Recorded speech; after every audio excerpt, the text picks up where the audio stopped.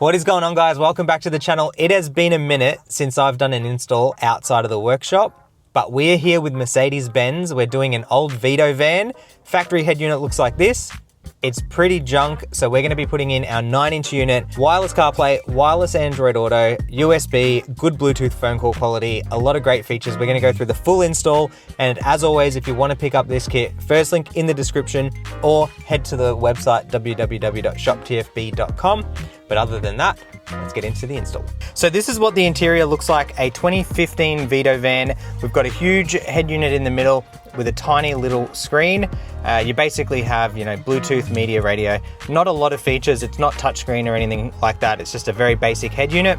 We're gonna rip this out, put in our 9-inch unit. It's gonna look amazing. Let's quickly look at the unit itself. Have a look at how crazy that's gonna be, and it is going to have all of the great features that we want. And you can see we've got cutouts here for the original climate control, original traction control and hazard buttons, and as well as the original vents. So everything's gonna be original from this side of things, and then we're just gonna have a huge screen in the middle. Without further ado, let's get right into it. Believe it or not, most of this is just held in by clips, and I can actually see here someone's already had this out because there's a gap right here, there's a gap right here. I can fit my panel tool in, and here I can fit the panel tool, but the gap's not as big. So anyway, no big deal, but what we're gonna do is probably use where someone's already had it out, and we can just pop it straight out. It's not too hard to do. This one is actually very easy.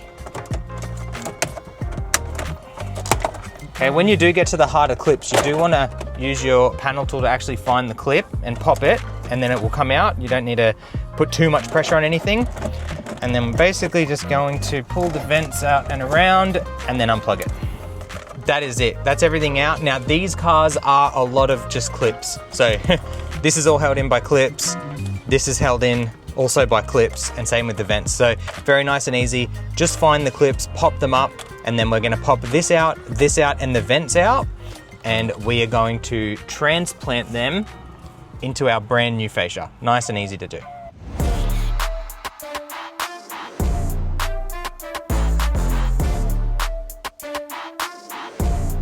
And there it is, guys, all the original parts in the new fascia. Have a look at how good that looks. Now, the fun part, the wiring. Now, quick thing, you might have noticed in the fascia, the USB port was out. The unit does not come with a USB retention, okay? So it's because these are like an LVDS sort of connector, and we've had issues with them. So you can get kits that have them. These just get really hot and they don't work well. So it's better to try and take this out and actually retrofit the USB from our wiring harness into this position. Not for everybody to do, but for the people that want everything to look and work OEM, you do that. But before we get into that, the head unit itself, so we've got Torx 20, 4 of them, and this unit will slide right out. Okay, that's the old head unit out, nice and easy. Put that somewhere safe. We'll leave it with the customer. In here, you're gonna have either quad lock or ISO. In Australia, we generally always have the quad lock connector, so there's that. This is the USB LVDS, so do what you want with that. We're just gonna tape it up. And then we have AM FM antenna, so very basic on the car side. In your kit, you will get wiring harnesses. So these harnesses are basically designed to work with a wide range of Mercedes Vito vans. So you got an ISO connector for if you've got ISO, and you've got 2 quad lock connectors. So B200 and W211 is what it's listed as. So basically, let's have a look at the key differences here. Yeah, okay. So being a van, you're gonna wanna use the W211. Now, if I'm wrong on that, I'll definitely yell out and let you know, but I'm 90% sure that's correct. So that's plugged in. We need that. We need this, which is the CAN bus. Okay.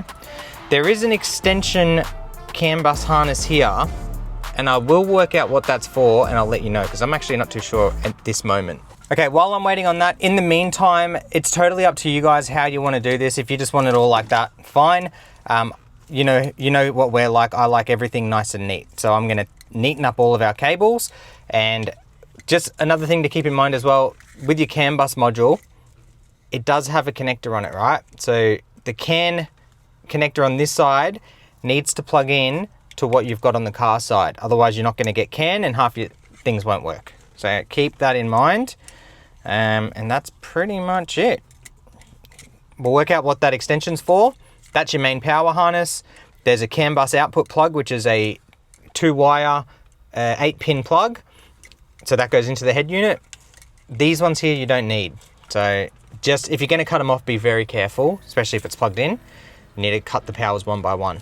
I'll get all this neatened up and then I'll show you what it looks like. And lastly, this is basically a CAN junction wire. So if you've got CAN plugged in here and everything's correct and this is all plugged in and nothing is working, no unit turn on, no unit turn on, the unit's not turning on or anything like that, you need to run this down to the CAN bus junction and just plug it into one of the junction ports. So we'll test it and see if we need to do that. You know what? Before I cut this off, I'm actually just gonna test it quickly with everything plugged in. Let's do that first.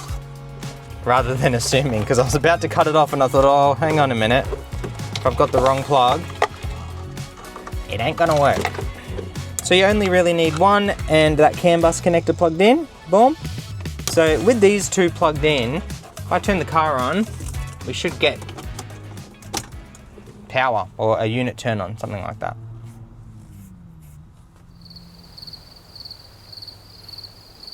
Do I need to have...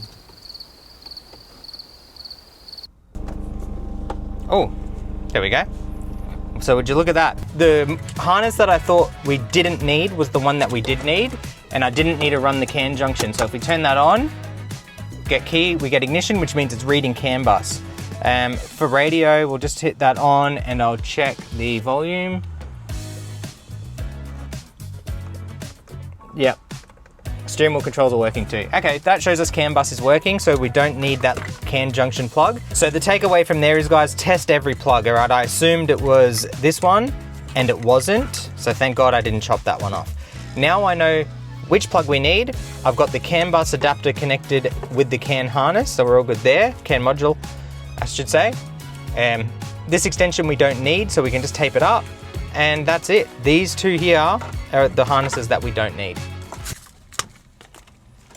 All right, if you want to be a pro like me, you can make it look like this, very nice and neat. Got rid of those other plugs and a little bit more tape on the quad lock, make sure everything's nice and secure. What I'm gonna do after this is run the accessories like our microphone and other bits and pieces, and then I'll get you a look at how I've done it all and how it all looks. And just like that, we can clip this thing in, plug it all in and test it.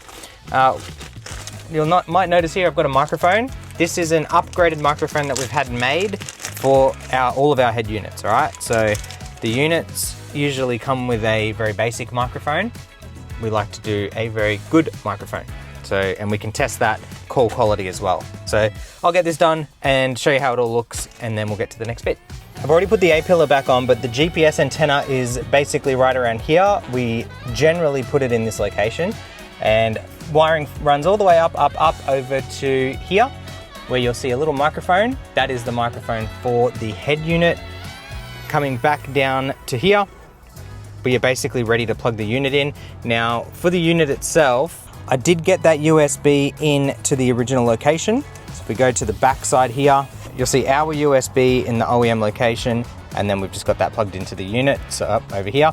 So I'll get that wiring tidied up, and then I'm basically just gonna plug this into there, and we'll test it and see how it all looks and see how it fits up.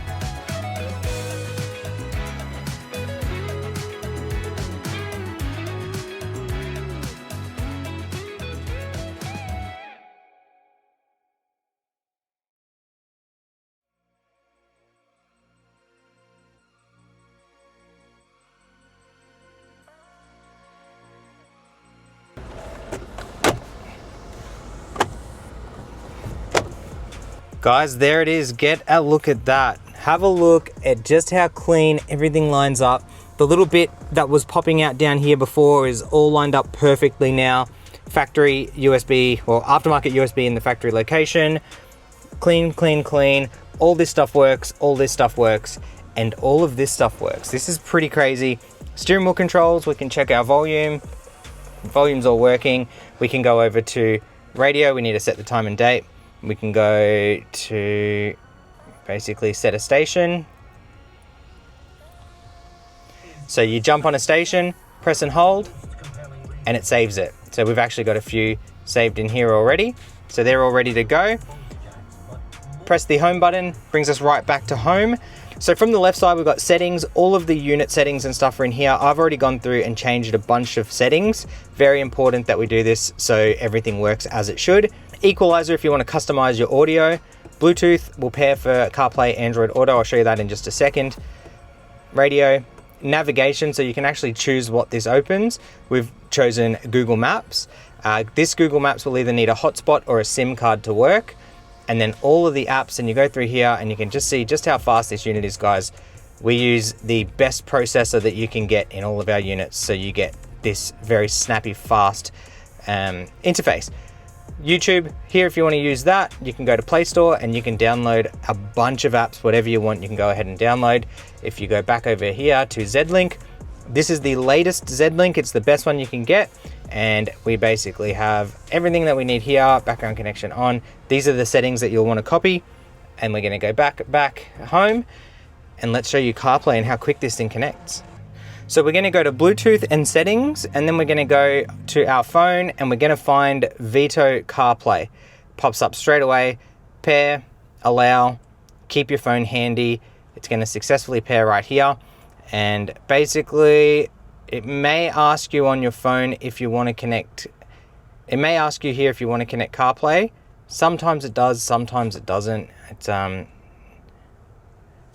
a little strange, but have a look at that, guys. That is Apple CarPlay on this massive screen. You can see how vibrant it is as well. It's a very, very clear screen. It is a capacitive touch as well, so it's glass just like your phone, and it just gives a really nice feel to it when you're sort of using all of your apps. Now, this is wireless CarPlay, and you can see how fast that's operating.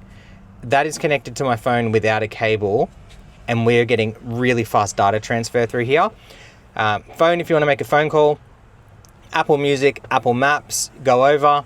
You got Spotify, Waze down here, radio app. If we go to Spotify, I can basically jump straight into our music.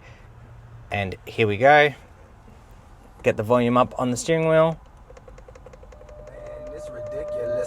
Have a look at that. Everything working just like that. This has complete voice control as well, so we can say, Siri, how's the weather today? Looks like rain today. The low temperature will be 14 and the high will be 27 degrees. There we go, guys, just like that. A few more apps that are compatible with it here. Now, of course, this will also work with Android Auto. It's not just CarPlay. I'm an Apple user, so that's what I prefer. We press home, we can go right back out of that. Now, if you're ever stuck on this screen and you think, how do I get back to my CarPlay? You've got to go apps, over to Z-Link, and you're back in CarPlay. Now, I can show you a shortcut for that. We can press and hold this app, change its entry, make it the app that we want. Boom. And now from the home screen, we can go straight into Apple CarPlay. Have a look at that.